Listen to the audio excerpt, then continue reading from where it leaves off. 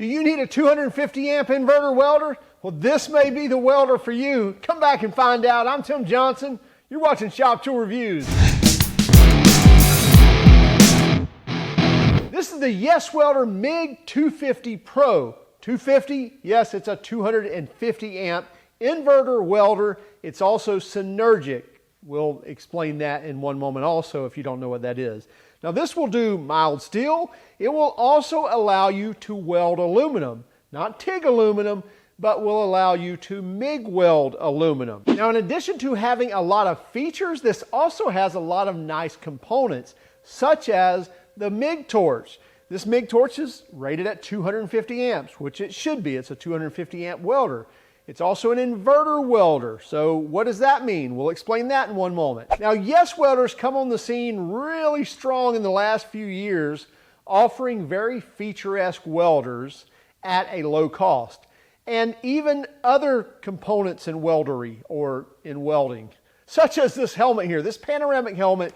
I think it's $100 and something bucks. And when we reviewed this, I really thought, you know what, this has got to be gimmicky for, you know, $100 bucks, 120 bucks, whatever it is, $130, but less than 150 bucks, you can get this panoramic 3-window helmet. So you get a lot of peripheral vision. You're not just staring at your own weld. You can see things from the side, and all of the windows are independent from one another as far as auto darkening as well. I really thought it would be gimmicky, but it's a really nice helmet.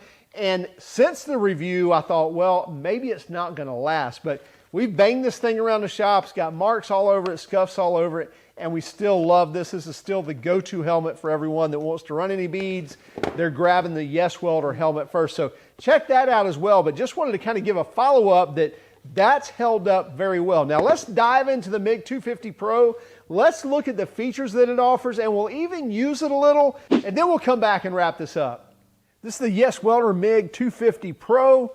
Basically a 250 amp, 220 volt inverter Synergic welder. What's an inverter Synergic welder? Well, I'll explain that in just one moment. As I mentioned, this is a 220 volt welder.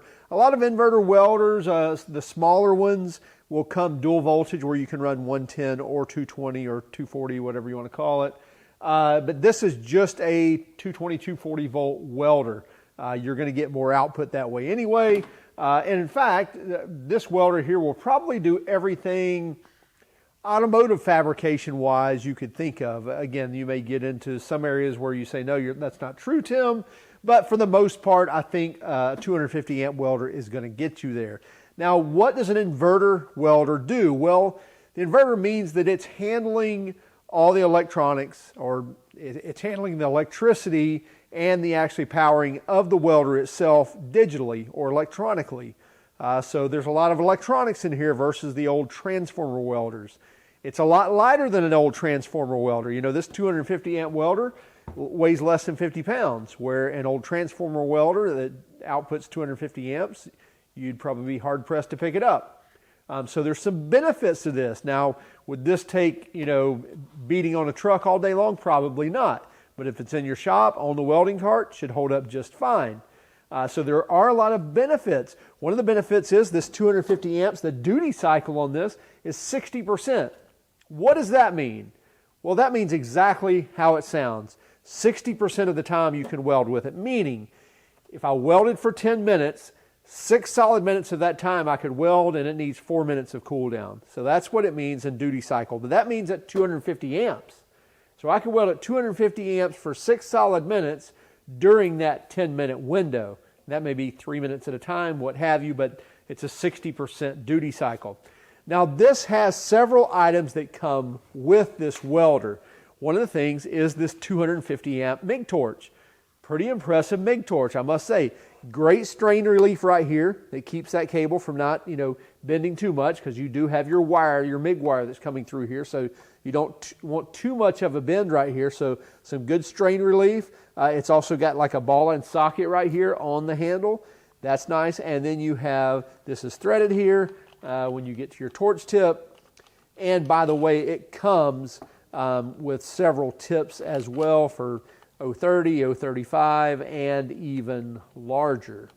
Another very impressive feature on this unit is number one, you get a Euro style connector here on the MIG torch. The Euro style connection is going to give you a nice solid connection. It's going to thread on and be in there very secure. Something else I really like is that you get 3550 DINS connectors. So on your ground clamps, on your work leads, you see that's a full 1/2 inch there that a lot of your name brand welders at this level don't even have the 3550 DINS connector, so great to see that. And by the way, this is a 10-foot lead on the work lead or on the ground clamp. You get a 10-foot lead there. The actual MIG torch in this case, I believe, is a 10-foot as well. I believe 3 meter.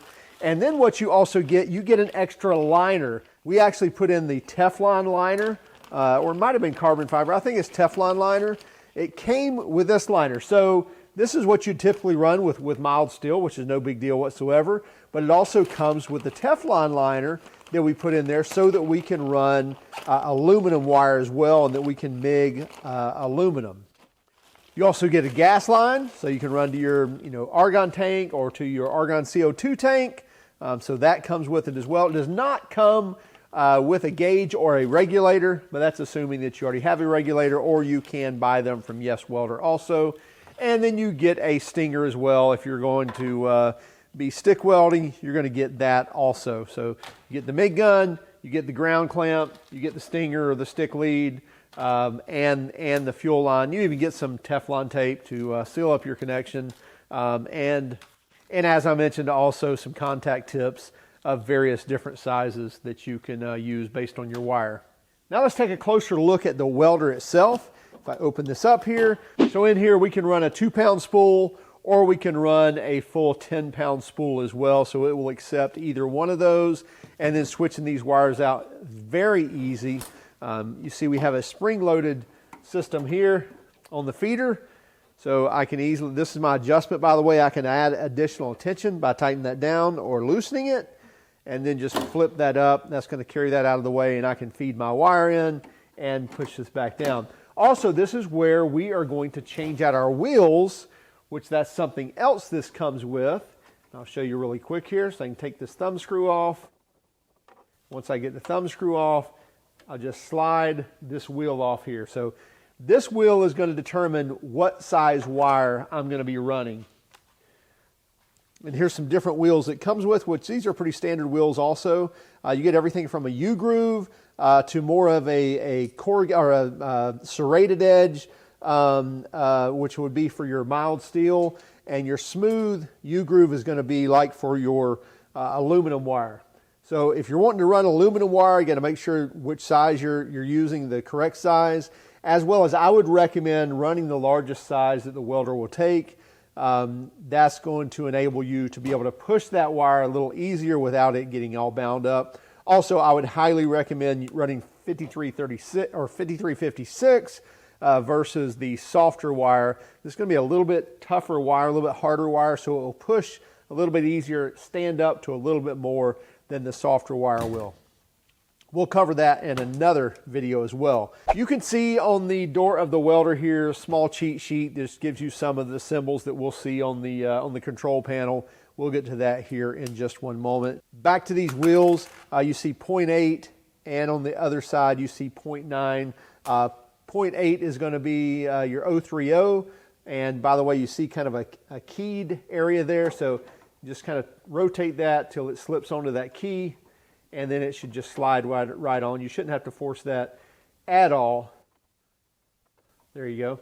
So once you hit that keyed area, it's going to slide right on, and then you're going to take your thumb screw and run that on as well.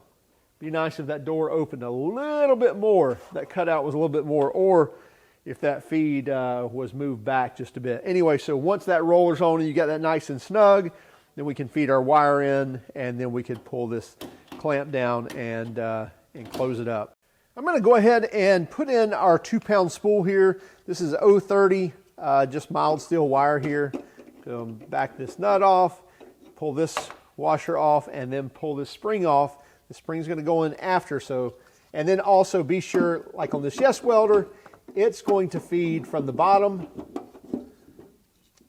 And I'm going to start this in here. And that's what we don't want to do, is create a bird's nest.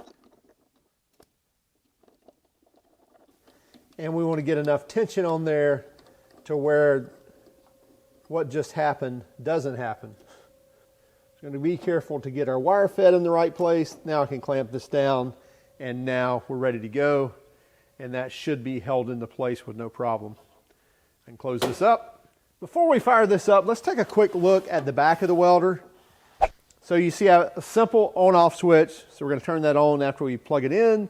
And then we have a gas input. That's one thing I would have loved to have seen. I would love to see a dual gas input where we could run a argon-only bottle for TIGging, and then a argon CO2 gas for our MIGging as well. Just be nice, or you're MIGging for aluminum, you would have argon only. So that'd be nice if you had two gas inputs, then you could switch it electronically and you wouldn't have to come back here and switch the lines. Pretty typical though. There are some welders that have those dual gas inputs, makes it nice. So that is one thing I would like to see, but again, not a big deal. Cooling fan back here, so make sure you're not covering that up, make sure it can cool. Got to keep those electronics cool. Let's prop this thing up a little so we can see the control face a little better. And again, we're going to plug in our 220 volt or 240 volt. Give us some power, and let me turn this on. You hear that fan running. It runs continuously, not just when the welder's welding, but also just all the time. It's always going to run. It never shuts down. Now you see the control panel here, and what we have are a couple of things. We have a mode button. We have a material button, which is not really material, but it's basically wire, or what processor you're going to be doing. I wish that said process rather than material, but that's okay. We'll get it. We have a feed button here. This is all this does. It is actually feed the wire into the welder, so you can, not automatically and not manually, but hold the button down and push that wire to the torch. We'll show that in just one moment. And then we have basically our wire feed. So this is you can set your wire feed speed, your voltage, so your meters per minute. And then this is your wire size. So you can see here, when I click this, it goes from 030 to 023 to 035 and back to 030. And when I'm doing that, by the way, you see the actual amperage and voltage changing as well. So I'm going to change that back to 030. That's what we're running. And when I mentioned about the material, you'll see when I hit material, you see it changes to flux, then to aluminum, which will be argon 100%. And then when I click it again, it goes back to CO2 100%, and then CO2 argon. So that will be our mix for mild steel, will be CO2 argon. You also see this little indication here, the S. That means it's in Synergic mode. I mentioned that I would explain what Synergic means. Really, Synergic, the only thing it means, well, there may be technically a better meaning, but in my mind, it means that as I change the current here on the welder, so I'm going to go up to 124 here, it automatically changes the voltage. So now it's at 15.8 and 124. If I turned it down, it's going to change that to 62, and my voltage now went down to 13.3. So it's going to automatically change the wire feed speed with the amperage. So as you change one, it's changing the other. Now I can trim those out as well. If I want to go in, I can set an induction as well, which if I get into induction, we're talking about basically a lot of the magnetic fields, and you can change splatter, things like that, and it goes from 10 to -10. I'm really not going to get into that one right now. I'll change that back to 0, and we'll get back to the automatic. And I can go from 2-step or 2-touch to 4-touch. That again has to do with trigger pull, as well as TIGging as well. But you see when I hit the mode button here, I can go from, that's basically a lift arc, so that would be TIGging. And then it goes to manual mode, where I can typically, like most of your other welders, where we can set the amperage, we can set the voltage. So in other words, we can set the wire feed speed, as well as we can set the current as well. So I can manually make those changes based on the speed. And then I can, again, set induction, what have you. Or I can go to Synergic mode, where again, that's going to change both once I change one. Now, even in Synergic mode here, I can go into the voltage and I can change the trim. In other words, I can say, okay, change that to 2.1, and now basically it will bump up and make that change a little different than if I changed it. So let's set the current at 70. So let's say we've got the current set at 70. You see I'm at 15.9. Now if I go in and change this to 0, we were at 15.9. Now I'm at 13.8. So I'm changing that trim of the difference between the two. I can trim that out as well. So if I feel like I'm not getting enough wire feed speed in what I'm welding, rather than getting out of Synergic mode, I can change that trim by hitting that voltage there and trimming it up or down by, you know, increasing that wire feed speed or slowing that down based on the amperage. And by the way, that goes from -5 to +5. We'll change that back to 0. If I go all the way up to 250, then you'll see that I'm going to be at 22.3. And if I wanted to increase that, so it went from 22.3 to now I'm at 27.3. So you see at 250 amps, it's increasing by 5. So it went from 22.3 to 27.3. Trim that back down to 0.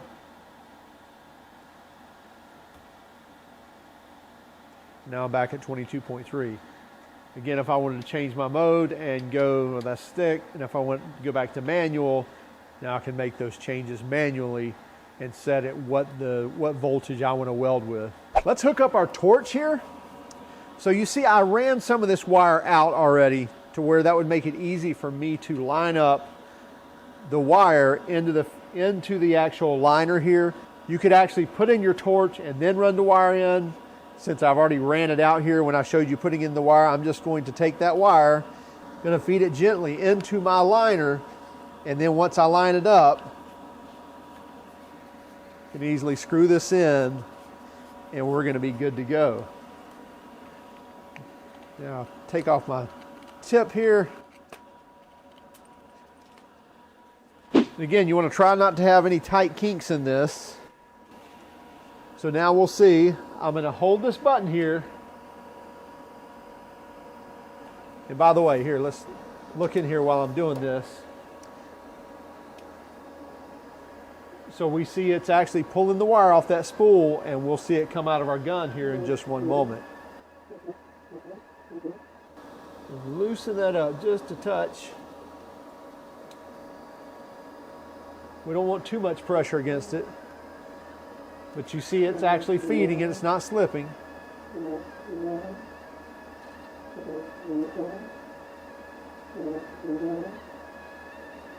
There we go.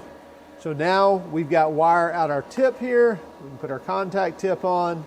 I always like to run it out without the contact tip on it. I know you can leave that in there, but just to make sure it's not a hang up on that. And now we're ready to go. Okay, we've got the YesWelder 250 Pro on our welding cart. Let's go ahead and hook up our work lead. And let's fire it up. Now we're going to be welding some 1/4 inch thick steel. So we're going to go ahead and max this thing out, and that's what their welding chart's saying. And we're going to see how well it does at that. We may back it down from there, but let's just see in Synergic mode. Let's just see all the way up. Let's see how well it does. And you see we've got it set at 030 wire and argon CO2. Let's see how well we do. Okay, I'm just going to go ahead and clamp this onto my table here. And I'm just going to hold this into place while I weld it. And then after we tack it, we'll get a good bead on it as well.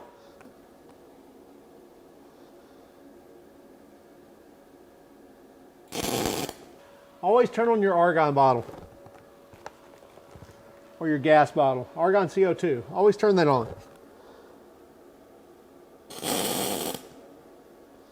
That's better.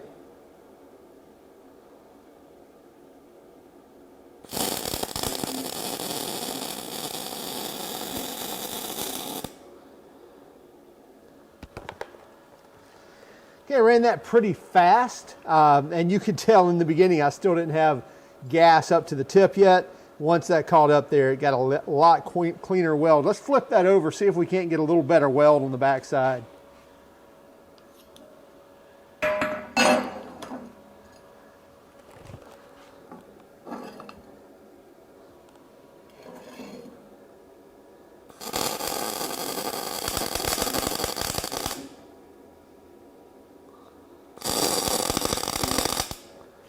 Changed my inductance a little and slowed the wire feed speed down.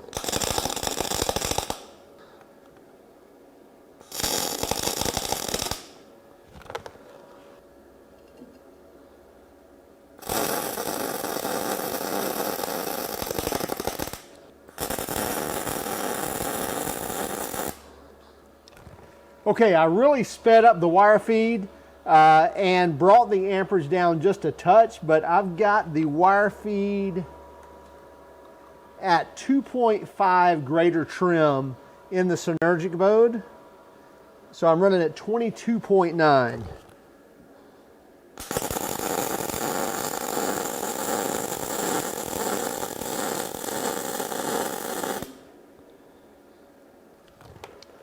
And I've about got that trimmed out where I want it.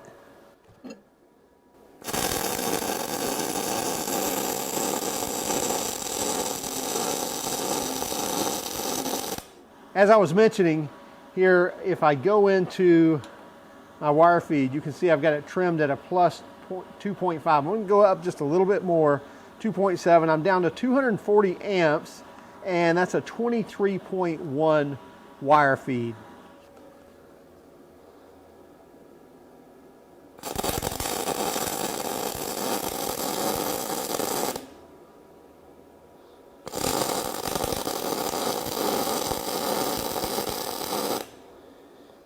Let's step this down and let's just weld some 1/8" steel, 10 gauge maybe. And we'll do a little lap joint there, a little lap weld. Some nice dirty carbon 1/8" steel. Okay, we're gonna go down, let's go down to about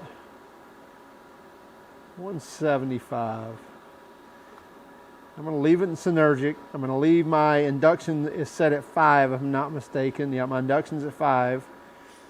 And 030 wire. And my wire trim is still at 2.7.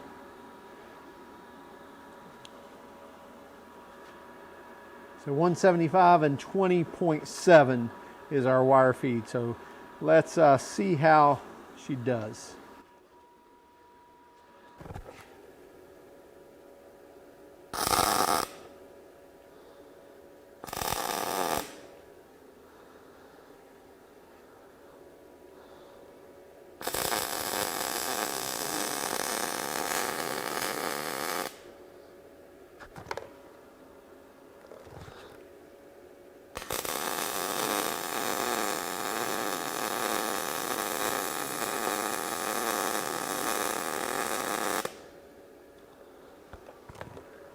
I think wire feed's good. I think we're a little cold. Let's see.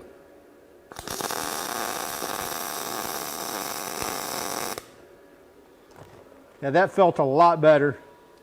So I bumped it up to 179. Left my wire feed speed alone.